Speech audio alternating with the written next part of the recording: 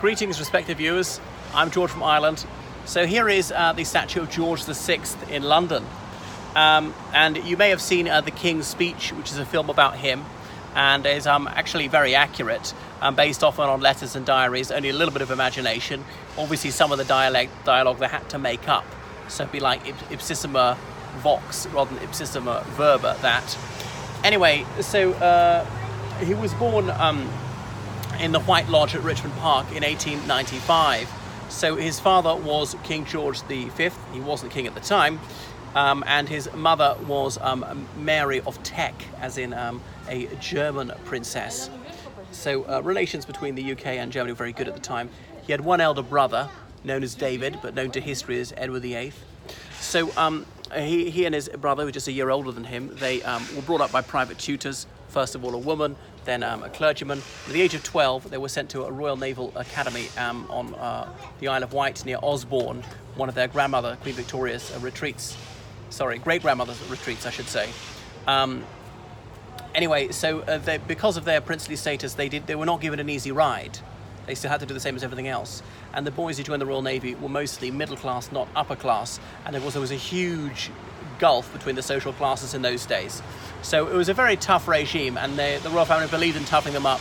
Don't mollycoddle them, because they're going to have to exercise leadership one day. They need to know what it is to have to polish their boots and have to get up early and have cold baths and eat hard fare and all the rest of it. So he somehow survived that and actually did well in it. His elder brother was rather more self-indulgent. So George VI is known as Bertie to his family because his Christian name was actually Albert. He had four names, and when he became king, he went by the last of them, George.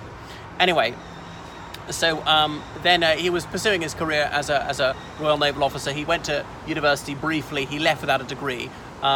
So his grandfather, Edward VII, been the first one in the royal family for centuries to go to university, and again had only spent a couple of years at Cambridge. There was no thought that they should actually sit finals. And in the First World War, George VI, he was serving. He was on one of the warships there, and they gave him a false name. They didn't want the sailors to know who he was, or especially if it leaked out to the Germans who he was, and they particularly target that ship at the Battle of Jutland in May 1916. So survived that. The war came to an end. He was given the title Duke of York. The second son of the monarch usually is the Duke of York. So, and then shortly after the First World War, he met Lady Elizabeth Bowes-Lyon. Her father was the Earl of Strathmore, as in one of the leading noblemen in Scotland. And the couple seemed quite suitable to each other. This young woman, she wasn't particularly beautiful, but she was a solid person, hearty, very traditional, a bit like himself. George VI was a man of few words, without any pretensions, not very artistic or not an intellectual type, just sturdy. Anyway, so they married, and they were soon blessed with a daughter whom they named Elizabeth Alexandra Mary, who was born in April 1926, the 24th of April. And 4 years later, another child. They lived at Bruton Street in London, and the house they lived in originally has been demolished. The thing is, the Home Secretary was supposed to be present at the birth of all royal children, and Sir William Johnson Hicks was the Home Secretary, and he said, could he please not be in the room at the crucial moment? He would just believe that it wasn't a changeling. Just they didn't want the idea of the Home Secretary being there so that no rumour could get going that it wasn't actually their baby, that a child had been smuggled in a warming pan. Such stories had gone around about James II's son, as though the child was supposititious. Anyway, so then their second child, Margaret, she was born in Balmoral, Scotland, because they were up there for the summer. And the newsreels at the time were openly sexist, saying, "The birth of a girl comes as a disappointment. The nation had prayed for a prince." Anyway, so he wanted to just pursue his career in the Royal Navy. He had to do some public appearances, but he was painfully shy, a reticent chap, almost an elective mute. Only when he very, very confident would he speak very much. And there was one time he had to give a speech in public. It was broadcast live on BBC, the only radio station broadcast throughout the empire, and he stumbled over the words, he mispronounced things, he left very long pauses. It was dreadful, and it was actually filmed as well. And you can see the anguish on his face, how ashamed he feels. For a tongue-tied person, there's absolute agony. So he contacted Lionel Logue, who was an Australian speech therapist resident here in London, who was said to be the best in the business. And he did some exercises with him. He helped him overcome some of his difficulties. Anyway, so fast forward, 1936, his father dies that January the 20th, and his brother David ascends the throne and assumes the name Edward VIII. But Edward VIII was having an affair with Mrs. Wallace Simpson, an American woman here in London who was thinking about divorcing her second husband.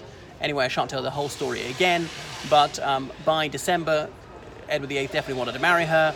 He was told by the government that you couldn't do that, of course, civil war, so he wouldn't be willing to have a morganatic marriage with Mrs. Simpson being his wife, but not queen, so he abdicated the throne. There are also well-substantiated rumours he had Nazi sympathies.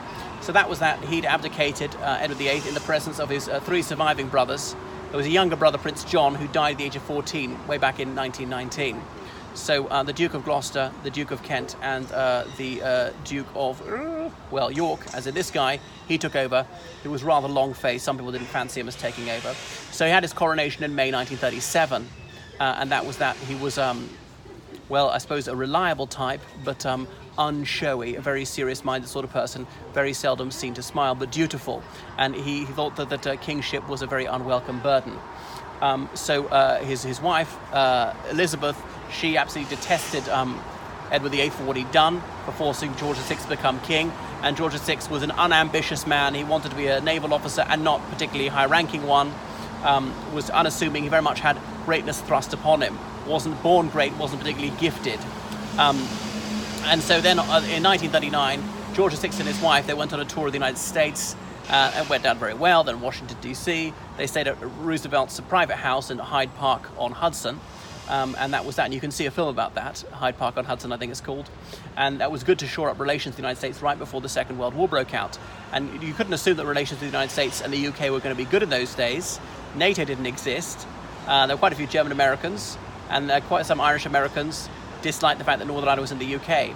Then the Second World War broke out, and he had to give his speech on the declaration of war, which had been very carefully coached by Lionel Logue, and that's the climactic scene of that fantastic piece of cinematography, The King's Speech. And ironically, it's to a German composer's tune, Beethoven's tune, that he delivered his oration live.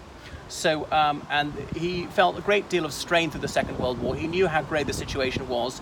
He knew when food stocks were running very low, and he was privy to all sorts of information that was so depressing the public weren't told it lest they become defeatist. It would have caused such despondency in the nation, and people knew just how grim the outlook was at times. So the royal family, they were in Buckingham Palace in the daytime. They drove back to Windsor Castle at night. They didn't live on the rations. The Buckingham Palace was bombed, somewhat damaged, and then they visited the East End, which had been very badly bombed because that's the docks. And as Elizabeth said, the Queen at the time, now I can look the East End of the face. By that, Elizabeth, I don't mean the current Queen, Elizabeth II. I mean Elizabeth II's the mother. Elizabeth II has that numeral, the second, because she's a queen regnant. She reigns as queen because she inherited the crown from her father. She's a queen sovereign. She's a queen regnant. Whereas her mother, also Elizabeth, was a queen consort, only queen because she was married to the king. She didn't inherit it from her own father. Anyway, so then after the war, he was obviously quite ill. He was a heavy smoker. He was always a gaunt man, and he was looking increasingly drawn, though he was the focal point of the celebrations on VE Day, the 8th of May 1945, when he was up there on the Buckingham Palace balcony, and they welcomed the Prime Minister, Winston Churchill, there to wave to the jubilant masses. So then he used to excuse himself from various ceremonies, try and save his strength, and be present only when his presence was absolutely necessary. And his daughter, Princess Elizabeth, she would deputise as much as possible.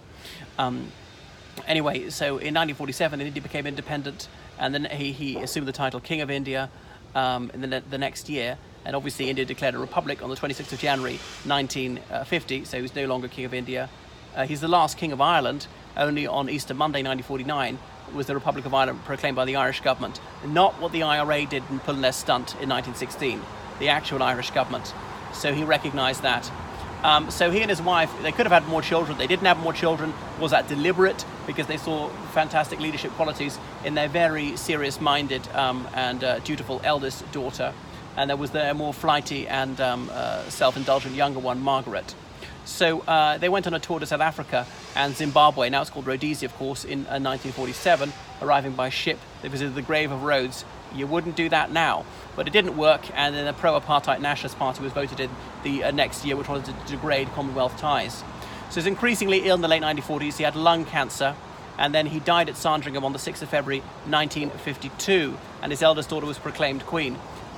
So he was very hacked off with his elder brother, Edward VIII, who'd been in the Bahamas for the Second World War, who moved to Paris after that, and that's why they wouldn't give Edward VIII's wife the prefix Her Royal Highness. She was Duchess of Windsor because Edward VIII was made Duke of Windsor. So that is George VI. And when his death was announced, Churchill said he walked with death as with an old friend, because for a few years he realized he was terminally ill, but faced it with immense fortitude.